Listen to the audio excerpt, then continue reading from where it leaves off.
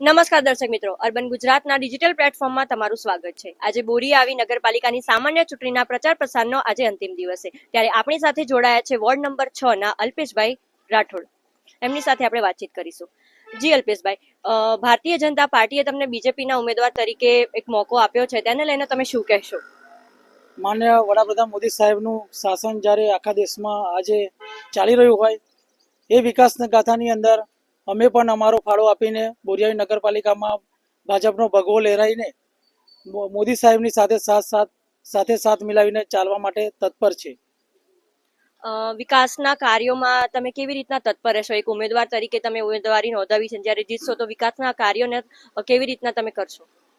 હું સેમ વિસ્તારમાંથી જ્યારે ચૂંટણી લડી રહ્યો હોય ત્યારે બોરીઆવીનો સેમ વિસ્તાર ઘણો પછાત હોય અને દૂર હોય અને ભૌગોલિક સ્થિતિમાં બોરીઆવી બહુ મોટી વસ્તી ધરાવતું હોય ત્યારે હું બોરીઆવીમાં આગામી સમયમાં જે પ્રશ્નો, પાણીના પ્રશ્નો છે, ભૂગર્ભ ગટરના પ્રશ્નો છે, 24 કલાક લાઇટના પ્રશ્નો છે અને મોદી સાહેબની જે યોજનાઓ છે એ ઘર ઘર સુધી પહોંચાડવાનો પૂરતો પ્રયાસ કરીશ.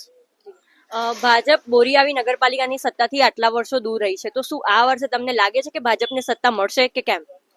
આગામી સમયમાં ચોક્કસપણે હું કહી શકીશ કે ભાજપની સત્તા બોરીઆવી નગરપાલિકામાં આવી રહી છે અને જે દુકાળ રહ્યો છે એ પૂર્ણ થઈ રહ્યો છે. કોંગ્રેસ અને એનસીપી ની સરકાર રહી છે પાછલા વર્ષોમાં, તો તેમના વિકાસના કાર્યો તમને કેવા લાગ્યા? જે આયોજન થયેલા છે ભૂતકાળમાં તે કોઈ પણ નીતિ અને કોઈ નીતિ વગરના કાર્યો થયેલા છે અને પબ્લિક સુધી જે કાર્યો જરૂરી નથી તેવા કાર્યો થયા છે.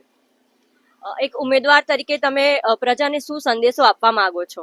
હું તમામ બોરીઆવી વાસીઓને સંદેશ આપવા માંગુ છું કે કોઈ પણ લોભ લાલચમાં આવ્યા સિવાય ભારતીય જનતા પાર્ટીના કમળ સામે નિશાન દબાવી અને તમામ ઉમેદવારોને વિજયી બનાવશું.